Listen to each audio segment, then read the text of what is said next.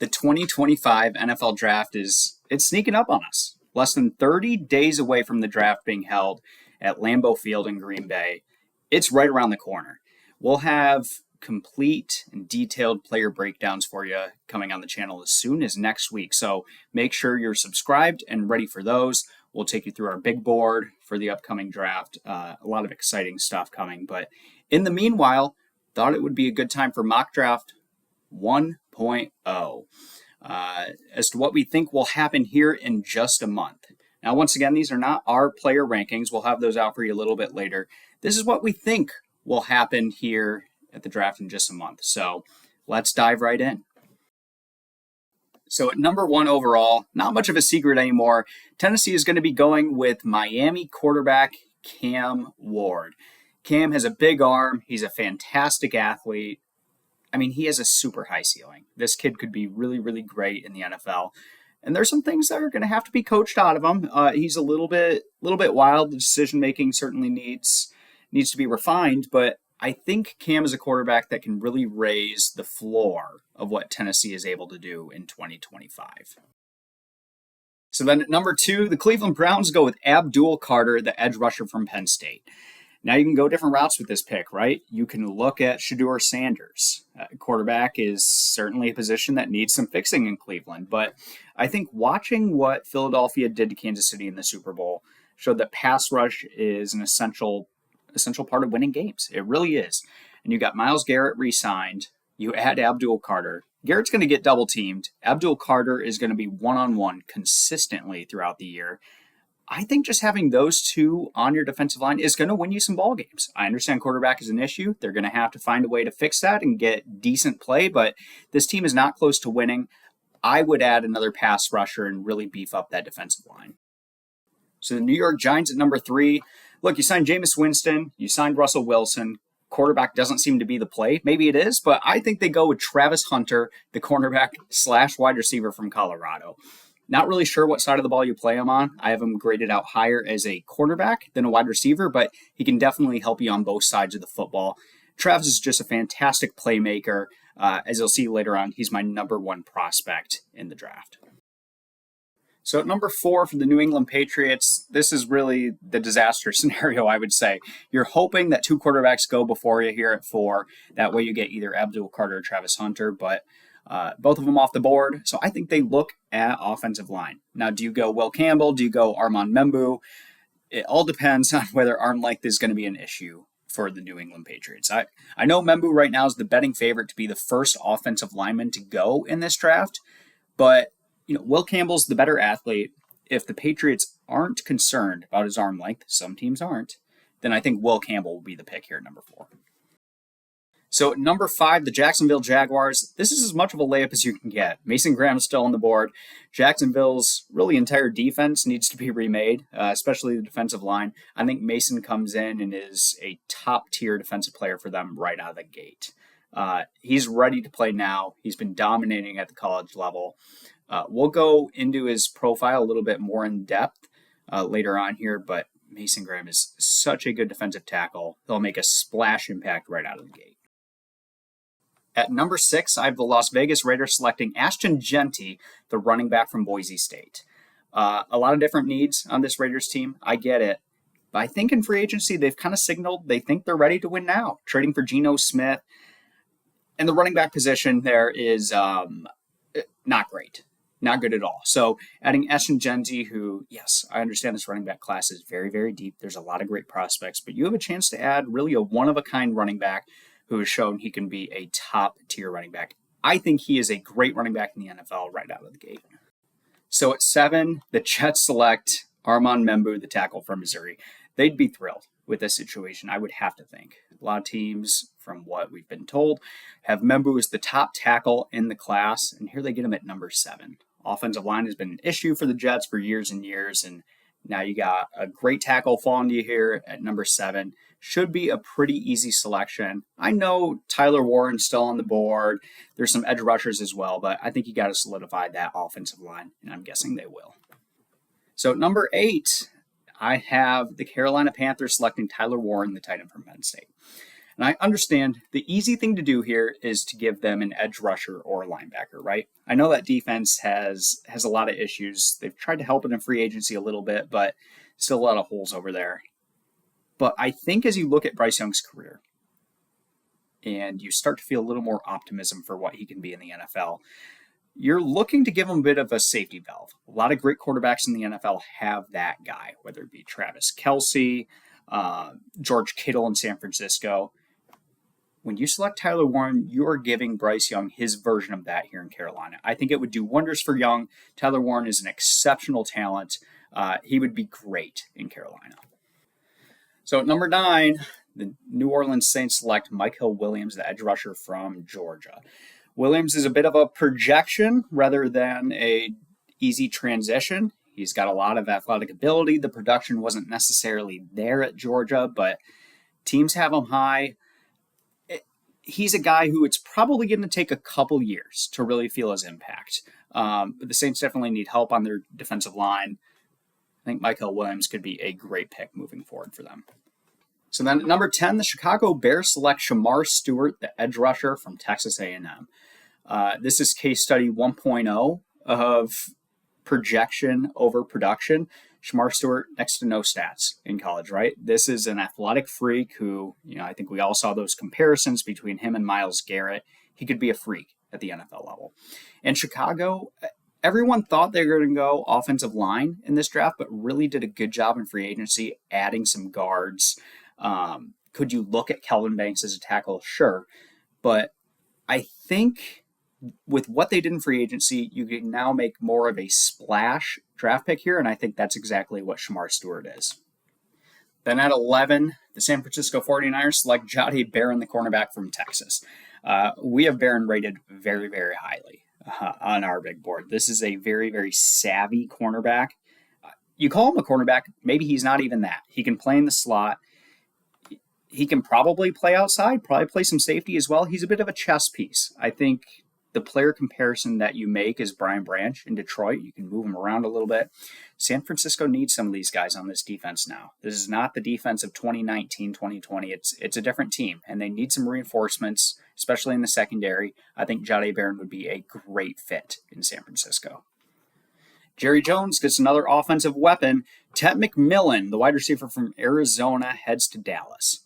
All these reports about Ted's speed maybe not being what we thought it would be. Look, he's a power forward type of wide receiver. He's going to, when you the jump balls, toss him those 50-50 balls, he'll come down with them. Has great body control. He's a good route runner for his size as well. He really sells his routes well.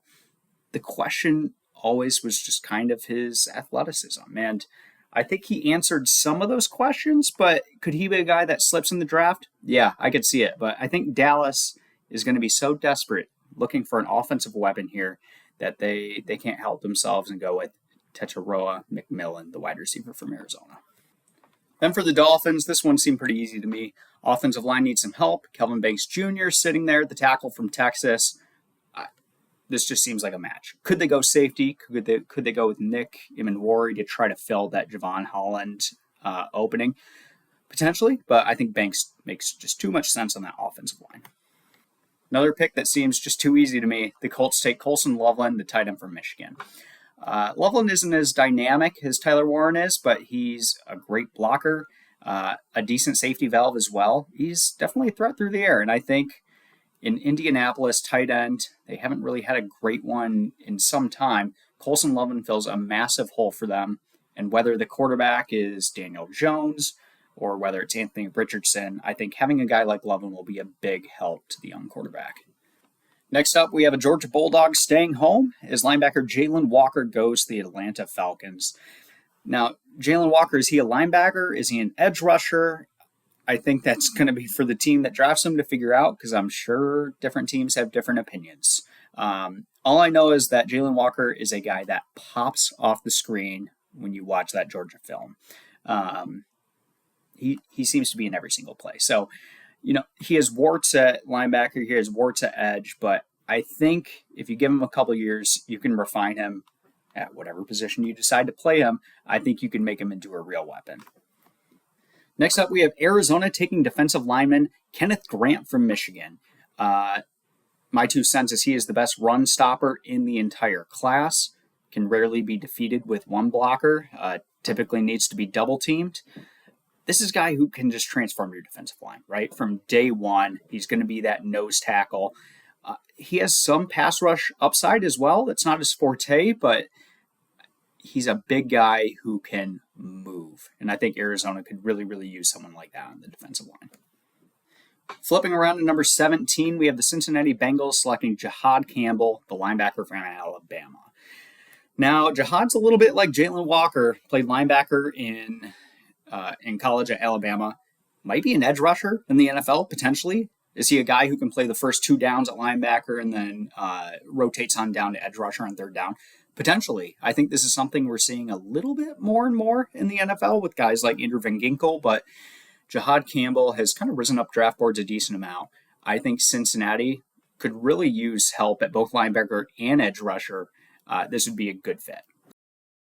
So the Seattle Seahawks here, 18, take Tyler Booker, the guard from Alabama. Now, I considered some different options here. Could they go with edge rusher like Mike Green, James Pierce, Donovan Izaraku? Yeah, they definitely could. Or could they take wide receiver Matthew Golden? Yeah. These are all needs for Seattle, but I think the interior of that offensive line has been such a need. I mean, amongst the worst in football last year. You have Tyler Booker, who is easily the top guard in this class, just sitting there, worthy of a first-round pick. I think this would be a great selection for the Seattle Seahawks. Tampa Bay takes safety Nick Emanwari. I mean, Nick made himself a lot of money during the NFL Combine. Saw some RAS scores. RAS score, if you're unfamiliar with it, is basically an indicator of athletic level. Near perfect score. I mean, this guy's an athletic freak, can make plays all over. I think he's best when he's in the box and allowed to make plays around the line of scrimmage. Tampa Bay could use someone like that, right? So they need help in the secondary. Nick Emanwari is there. Great selection here for Tampa Bay. Running back 2 is off the board to Denver with Omarion Hampton from North Carolina. If this were a different draft class, I think Hampton would be getting a little bit more hype, but Ashton Genty obviously gets all of the love. Hampton's not far behind. I think it's a smaller gap between 1 and 2 than it is from 2 to 3.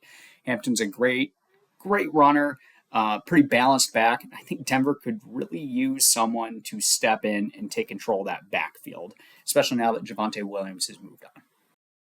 Thought I forgot about Shedeur Sanders. No, I have him falling here to 21 to Pittsburgh. Just not a lot of teams that it makes sense for him to go to in that first 10. Could he go to the Jets? Could he go to the Raiders? The Giants? Yeah, maybe. Could certainly go to any of them. You know, there's all these reports about Dak Prescott being shopped. Could he go to Dallas potentially? But I think he falls to 21. And Pittsburgh, whether or not they have Aaron Rodgers on the squad, I think would take a shot on Shedeur Sanders. Opinions are mixed as to what he will be in the NFL, but I think with as much hype as he's getting, I think Pittsburgh will have to make this pick for the future here, even with Aaron on the team, and go Shedeur Sanders. At 22, Jim Harbaugh gets a beefy defensive lineman and Walter Nolan from Mississippi. Walter does a lot of things well. He's a good run stopper. Decent explosion, too, for a defensive lineman of his size. I think he's very, very talented. There's not a lot of teams in that mid-range of picks who are looking for a defensive lineman as much as they are some other positions. So I think he falls here to 22, but Los Angeles is more than happy to scoop him up. At number 23, we have Green Bay taking Will Johnson, the cornerback from Michigan. Green Bay, a big need at cornerback, right? Jair Alexander being shopped. Not a lot else on that roster. It's a massive need. Will Johnson, a top 10 talent. I think had he run at the Combine or his pro day and run even a decent time, he'd probably be a top 10 pick. But I think there are some serious questions about his long speed. Had some injuries in 2024. The games that he did play, the tape wasn't great. So I think there are now some questions surrounding Will Johnson that are maybe a little bit unfair, and he has a chance to prove people wrong. But I think he'll slide a little bit to 23, where Green Bay will be ecstatic to scoop him up. At 24, Minnesota, they need some playmakers on the back end. They just do. Malachi Starks did not run super well, doesn't appear to be a premium athlete, but the tape doesn't lie. He made plays all over the field. I think he would fit in flawlessly with Minnesota and definitely help the back end of their defense. At 25, the Houston Texans select tackle Josh Simmons from Ohio State. Simmons, another guy, caught the injury bug, missed a lot of 2024. I think had he played, he'd be a top 10 pick, top 15 pick, somewhere in that range. Houston definitely needs some help on the offensive line. They did last year, even with Laramie Tunsil, and now with him gone, the issue would seem to be even bigger. So Josh Simmons, I think, would slide in right away for the Texans and hopefully help them solidify that offensive line. Matthew Golden goes to the Los Angeles Rams here at pick 26. Golden showed out at the Combine, was one of the winners, showing his athleticism. He's a good wide receiver. I think you would hope that it would pop more on tape, right? We've seen him run. We know he's fast. But you watch the tape and it doesn't exactly translate. He is a deep threat, but you would expect when he's got that 4.3 speed, he would burn defensive backs a little more than he does. Still a fantastic wide receiver. I think LA would be ecstatic to have him fall all the way here to 26. Cooper Kupp gone now. He'd be a good wide receiver to pair with Puka Nacua. Where are all the edge rushers? Well, falling down here to 27 is Mike Green, the edge rusher from Marshall. Mike Green, when you look at his football, it's great. He's a fantastic edge rusher, very, very productive at Marshall. There are questions about some stuff off the field, though. Stuff that we are not necessarily privy to. I think teams are. And so Mike Green is a guy who might slip a little bit. Maybe not. Maybe the off-the-field stuff is nothing at all. It's tough to project, but I think if Mike Green slipped here to 27, Baltimore could definitely use some help on the edge. It'd be a great pick. Back-to-back edge rushers here at pick 28 when the Lions select James Pierce Jr. from Tennessee. This is a similar situation to Mike Green. Pierce Jr.'s tape is really, really good. Decently productive, high-level football, has shown all the athletic traits, but there's questions off the field. And I think, once again, it's stuff that we're not necessarily dialed into. I think teams have more of an understanding, but when you hear stuff like Pierce could be on the board as late as the second or third round, it gives you a little bit of pause. But I think the Lions, who have a good culture, could scoop up Pierce, and putting him opposite of Hutch, oh my word. A great defensive line. Pierce is a fantastic edge rusher, would slide in right away at day one, opposite Hutchinson in Detroit. Make it 3 edge rushers in a row here at pick 29 when Washington goes with Donovan Azaraku from Boston College. 16 sacks last year. This is a highly, highly productive edge. A little bit undersized. There are questions about how he'll work in the run game. Might be more of a situational edge rusher at first, but man, when you let him pin his ears back and use his bend to get around the edge, this is a very talented edge rusher. Could easily go in the top 20 picks. I'm sliding here to 29, kind of as we talked about earlier. I think there are just other needs for other teams a bit earlier, but certainly a first-round pick. I have Buffalo taking cornerback Maxwell Harrison from Kentucky here at pick 30. You want someone to be able to stick with Xavier Worthy when it comes to speed, because that's seemingly a matchup we get every year in the postseason. I thought about going wide receiver for Buffalo again. It does seem to be a need. They just went with Keon Coleman last year, but I think Maxwell Harrison with his speed worked himself into the first round. He'll be the third cornerback off the board here in the draft. At 31, I have the Kansas City Chiefs selecting Gray Zabel out of North Dakota State. If you watch the Super Bowl, you know the offensive line is, a bit of a need for the Chiefs. And I think Gray Zabel was getting a little bit more hype early in the process. Haven't seen as much about him now, but very, very talented prospect from North Dakota State. Can play tackle or guard. We'll be very interested to see where he ends up in the NFL. Rounding out the first round here in mock draft 1.0, it's going to be Nick Scorton, the edge rusher from Texas A&M, going to the Super Bowl champion Philadelphia Eagles. Scorton transferred from Purdue to Texas A&M. He was a little bit leaner at Purdue. Texas A&M asked him to beef up a little bit, put on some more weight, go opposite Shamar Stewart. I'll be very interested to see what happens to him in the NFL. I'm guessing he might be asked to shed some weight, get back to his original playing style from a year ago, and see if he has a little more success. But regardless of whether he keeps at the weight he is now or loses some, he is a very explosive edge rusher with a decent amount of power. I think Philadelphia would love to add this guy. Thanks for following along with Mock Draft 1.0. Here with the draft less than a month away. It's crazy. Sneaks up on us. So we'll have prospect profiles out for you very soon here, starting next week. So make sure you're subscribed. Get ready for some more draft content. Thanks.